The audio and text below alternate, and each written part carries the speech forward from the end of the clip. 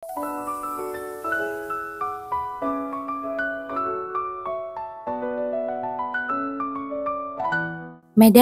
apakah Sir Victor menjalankan tugasnya dengan baik?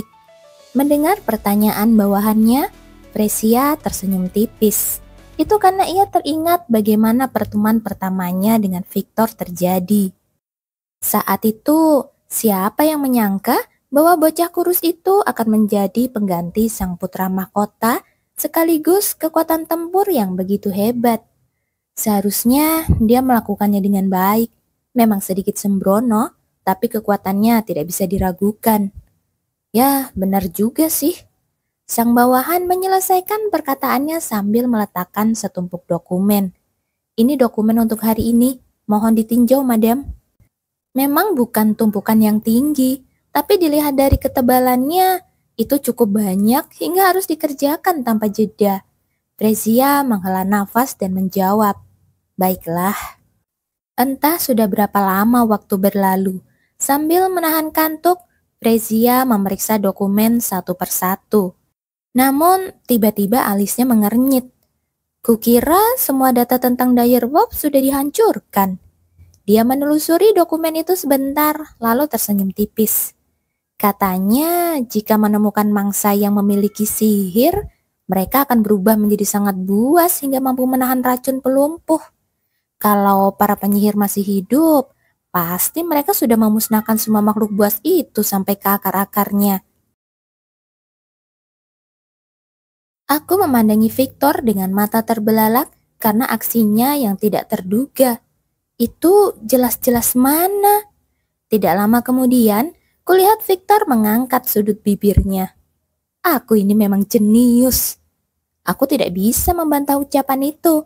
Menjadi swordman kelas 1 adalah pencapaian yang hanya bisa diraih oleh para jenius yang terpilih oleh mana. Dan jumlah mereka sangatlah sedikit. Namun aku tetap enggan mengakuinya. Aku sempat khawatir karena dia terlihat sembarangan. Tapi siapa sangka dia seorang swordman kelas 1. Saat aku menggelengkan kepala menatap Victor, kejadian itu pun terjadi.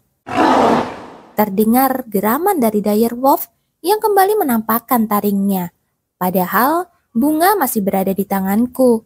Namun makhluk itu sama sekali tidak menunjukkan reaksi terhadapnya. Aku tidak tahu alasannya. Tapi monster itu terus mengikuti kami dan kemungkinan besar aku mengingat kembali sesuatu yang selama ini luput dari perhatianku. Benar, bahkan dalam cerita aslinya pun banyak orang yang menjadi korban sebelum akhirnya Bi yang dijadikan target. Kenapa makhluk buas itu terus mengikuti Bi? Aku mulai memikirkan apa yang membedakan Bi dari orang lain. Seorang anggota keluarga kekaisaran dengan darah naga dan juga seorang penyihir. Mungkin salah satu dari dua hal itulah yang membuat makhluk buas itu begitu terobsesi mengejar Bi. Tapi kalau begitu, kenapa dia tidak mengikuti kaisar? Jadi, mungkinkah karena Bi adalah seorang penyihir? Saat aku mulai menyimpulkan bahwa penyebabnya adalah identitas Bi sebagai penyihir, tiba-tiba sebuah tangan yang gemetar menyentuh tanganku. Ya, pasti dia ketakutan. Karena nalurinya yang tajam, mungkin Bi sudah menyadari bahwa Direwolf itu memang mengincarnya. Aku menggenggam tangannya erat dan berkata, "Jangan khawatir, ada 2 swordman kelas 1 di sini, jadi kita bisa mengalahkan makhluk buas itu." Mata merah Bi bergetar halus mendengar ucapanku. Saat aku memandangi mata itu, aku pun menoleh ke arah Mikhail. Mungkin kali ini pun seperti dalam cerita aslinya, dia yang akan mengalahkan Direwolf. Begitu pandangan kami bertemu, Mikhail menatapku tajam seolah berkata, "Perhatikan aku baik-baik."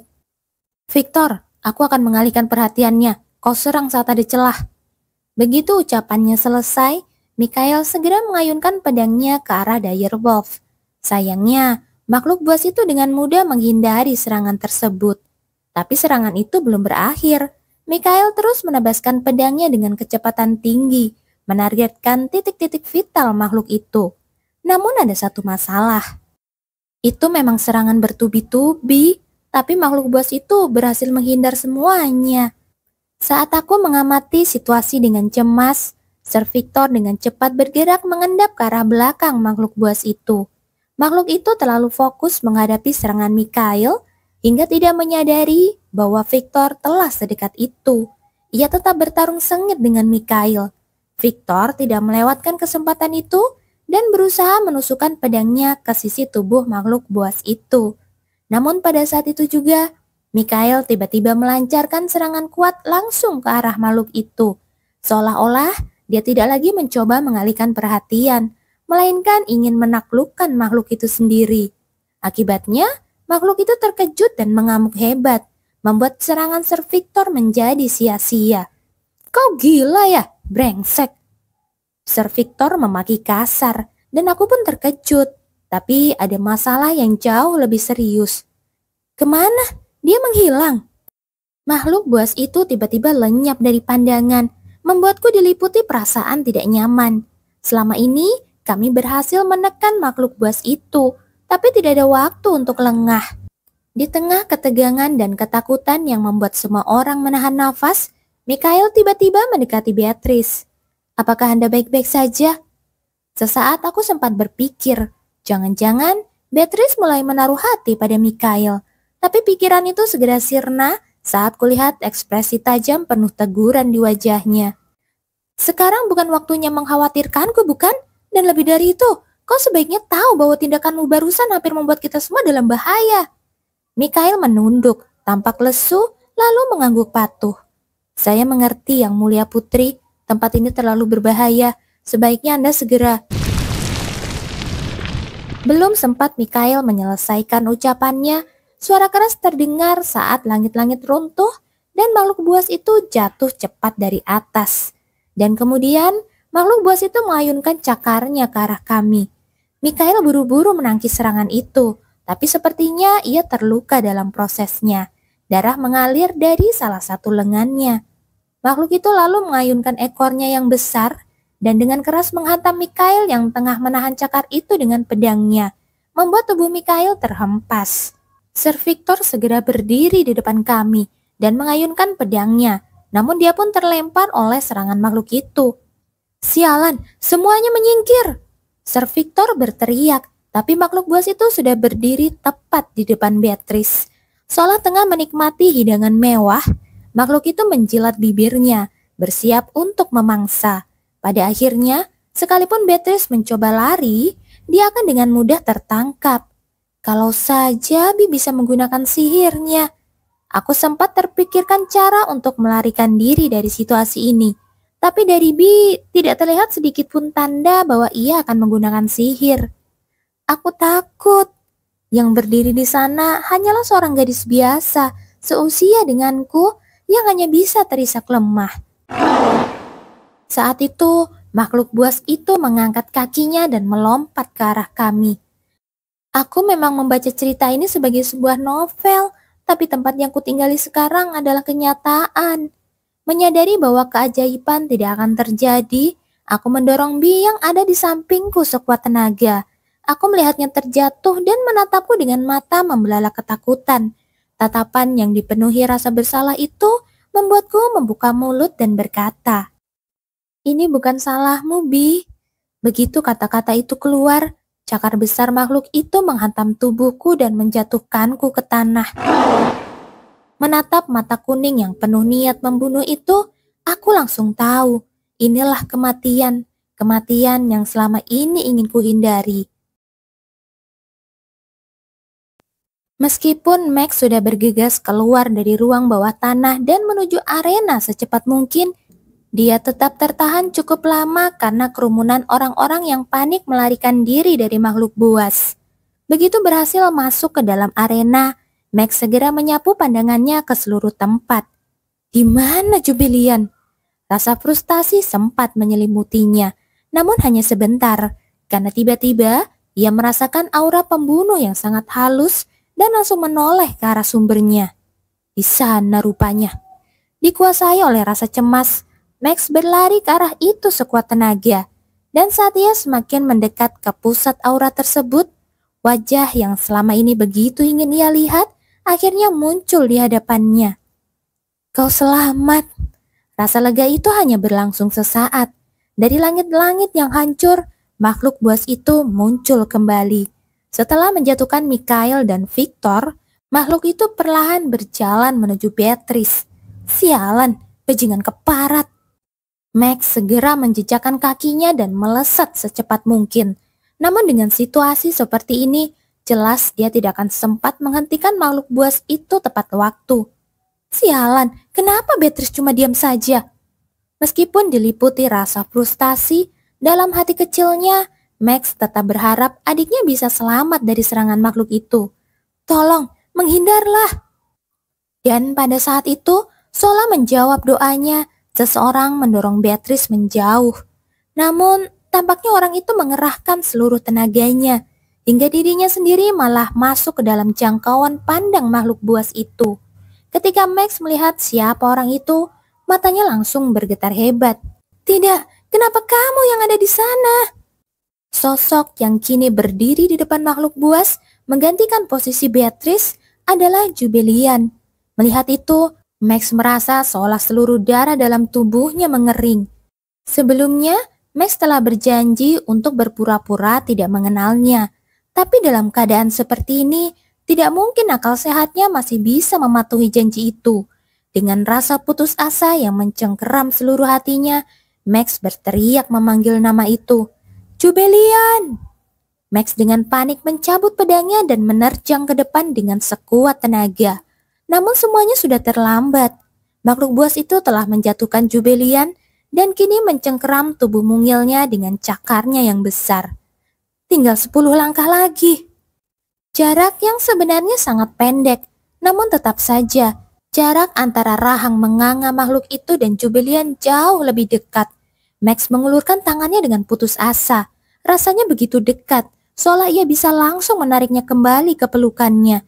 Namun jarinya tidak mampu menjangkaunya. Tolong, aku mohon. Dia tidak peduli apakah itu kepada Tuhan atau iblis.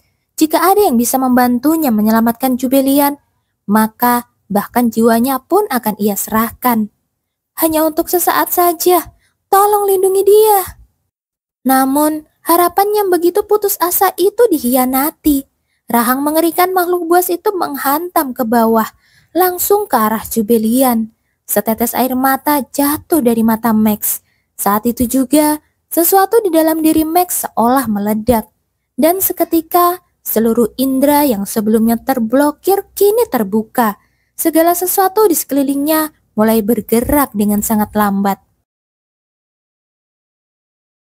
Kukira makhluk buas itu hanya bereaksi terhadap Bi, namun ternyata tidak. Makhluk itu menatapku dari atas, menekanku dengan cakar besarnya.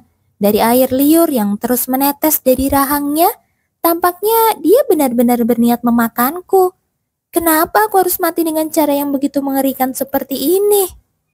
Aku memang berhasil menyelamatkan Bi dari monster itu, tapi saat membayangkan Max yang akan bersedih karena kematianku, hatiku terasa sangat sesak. Dia baru saja berubah jadi manusia yang sesungguhnya karena aku. Bagaimana kalau dia kembali ke jalan yang gelap? Semakin kupikirkan, semakin sesak rasanya di dada. Toh aku akan mati, jadi aku memutuskan untuk setidaknya sekali saja bersikap jujur pada diri sendiri. Ya, sebenarnya aku ingin hidup. Aku ingin bahagia bersama Max dan ayah. Namun, seolah ingin menginjak-injak harapan kecilku itu, serigala raksasa itu membuka mulut lebarnya dan menundukkan kepalanya ke arahku. Aku tidak sanggup melihatnya, tidak kuat menahannya, jadi aku memejamkan mata. Begitu aku memejamkan mata, suara itu langsung terdengar. Kupikir itu hanya halusinasi terakhir sebelum aku mati. Kalau begitu, semoga saja cepat selesai. Saat aku sedang bersiap menahan rasa sakit yang akan datang, suara ledakan besar terdengar. Dan beban berat yang menindih tubuhku tiba-tiba lenyap. Kemudian, sesuatu yang hangat menyelimuti tubuhku. Suara yang begitu ku kenal memanggil namaku dengan lembut. Jubelian. Ini bukan halusinasiku kan? Dengan perasaan penuh keraguan dan harap, aku perlahan membuka mata. Orang yang selama ini begitu ingin kulihat, dia sedang menatapku dengan mata yang berlinang air mata. Max? Begitu kupanggil namanya, air mata pun jatuh dari matanya saat ia memelukku dengan erat. Bagaimana orang lain melihat penampilan pria bertubuh lebih besar dariku itu ketika ia menyembunyikan wajahnya di bahuku? Mungkin mereka akan terkejut jika tahu bahwa dia sedang menangis. Tapi bagiku, pemandangan itu terasa menyentuh dan penuh kasih sayang. "Kenapa kamu menangis?" Aku membisikkan pertanyaan itu sambil menepuk-nepuk punggungnya dengan lembut. Dari dirinya terdengar suara serak yang disertai isakan. "Aku takut kehilanganmu." Aku pun merasakan hal yang sama. Aku juga takut tidak bisa bersama denganmu dan ayah. Ketika aku berpikir bahwa ini mungkin adalah akhir bagiku, rasa takut itu begitu kuat hingga aku tidak sanggup menahannya. Menahan kata-kata itu dalam hati, aku mengusap pipinya yang masih basah oleh air mata. Lalu ia menyentuhkan dahinya ke dahiku dan berbisik, "Maaf, tapi mulai sekarang tidak akan ada lagi hal yang menakutkan." Saat aku menatapnya dalam diam, mencoba memahami maksud dari kata-kata yang penuh makna, "Tinggalkan tangan kotormu dari dirinya sekarang juga. Dasar rakyat jelata, atau aku akan memenggal lehermu." Terkejut, aku langsung menoleh ke arah suara itu. Mikhail sedang mengarahkan pedangnya ke Max. Kamu, apa yang kamu lakukan?" Sekarang Max adalah kekasihku. Aku membuka mulutku untuk mencoba melindunginya. Tapi, tidak apa-apa. Max membisikkan kata itu sambil menyentuhkan jemarinya ke bibirku. Lalu ia menoleh ke arah Mikhail dan berkata, "Coba saja kalau kamu memang bisa." Alasan Mikhail nekat menyerang makhluk iblis meskipun tahu itu tindakan bodoh adalah karena keserakahan kecil dalam hatinya. Jika ia bisa menunjukkan kepada Jubilian bahwa dialah yang memberikan serangan fatal kepada makhluk itu, dia pikir mungkin tatapan penuh hasrat yang dulu pernah ditujukan padanya akan kembali. Namun keserakahan sesaat itu membawa hasil yang mengerikan. Melihat Jubilian yang terhimpit lemah tak berdaya di bawah kaki depan makhluk iblis itu, rasanya jantungnya terjun bebas seketika. Apa sebenarnya tujuan dari semua ini? Kenapa aku melakukan hal ini? Mata ungunya bergetar menatap Jubilian dengan penuh kegigihan. Jika saja dia bisa kembali ke masa lalu, ia bersumpah akan memperbaiki segalanya. Setiap hari akan ia peluk, ia cium, dan ia bisikan kata-kata manis yang selama ini tidak pernah sempat ia ucapkan. Wajahnya yang memikat, tubuhnya yang indah, semuanya adalah miliknya. Namun Jubilian mempertaruhkan nyawa di depan makhluk iblis itu demi puteri kekaisaran yang tidak seberapa. "Jangan bercanda, siapa yang memberimu izin untuk mati begitu saja?" Mikhail mencoba mengerahkan seluruh kekuatannya untuk mengangkat tubuhnya yang sudah tidak mau bergerak. Tapi saat itu juga, rahang besar makhluk iblis itu mengarah lurus ke arah Jubilian. Wajah Mikhail dipenuhi keputusasaan. Dalam situasi mengerikan di mana bahkan suara pun tidak bisa keluar, Mikhail menjerit tanpa suara. Dan pada saat itulah, sesuatu melesat terang benderang di hadapannya. Kemunculan sosok misterius berjubah hitam membuat makhluk iblis menghentikan niatnya untuk menyantap mangsa dan menatapnya dengan penuh kewaspadaan. Kenapa makhluk itu tiba-tiba berhenti? Siapa sebenarnya orang itu? Ketika akhirnya Mikhail bisa melihat wajah sosok itu, matanya terbelalak. Jadi, rakyat jelata kekasih Jubilian itu juga ikut dalam turnamen ini. Di saat yang sama, Max memperlihatkan kemarahannya secara terang-terangan dan menendang tubuh direwolf raksasa itu. Secara mengejutkan, hanya dengan sekali tendangan, direwolf yang begitu kuat itu terlempar tidak berdaya. Tubuh besar sang direwolf sempat berkedut sekali, namun setelah itu tidak bisa bangkit lagi. Bagaimana bisa seperti ini? Ini seperti... Kekuatan itu sebanding dengan Duke Florian yang pernah menghancurkan sebuah mansion besar hanya dengan tangan kosong. Kejutannya atas kekuatan luar biasa itu hanya berlangsung sesaat. Dengan suara penuh kerinduan, Jubilian memanggil pria itu dan langsung terjatuh ke dalam pelukannya. Pemandangan itu membuat dada Mikhail sesak oleh amarah dan rasa hina yang bergejolak bersamaan. Kenapa? Kenapa rakyat jelata rendahan seperti dia? Seharusnya Yang berada di posisi itu adalah dirinya. Seharusnya dia yang mengalahkan makhluk iblis itu, dan Jubilian seharusnya juga menjadi miliknya. Berani-beraninya merebut milikku. Dengan kemarahan membara, Mikhail memaksakan tubuhnya yang terluka untuk bangkit dan berjalan menuju Max. Dengan satu tangan yang masih bisa digerakkan, dia mengacungkan pedang ke arahnya dan berkata dengan nada mengancam. Begitu kata-kata itu selesai diucapkan, Max langsung menatap Mikhail dengan mata yang dipenuhi niat membunuh.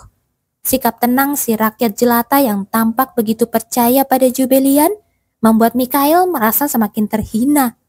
Apa dia pikir aku tidak akan berani?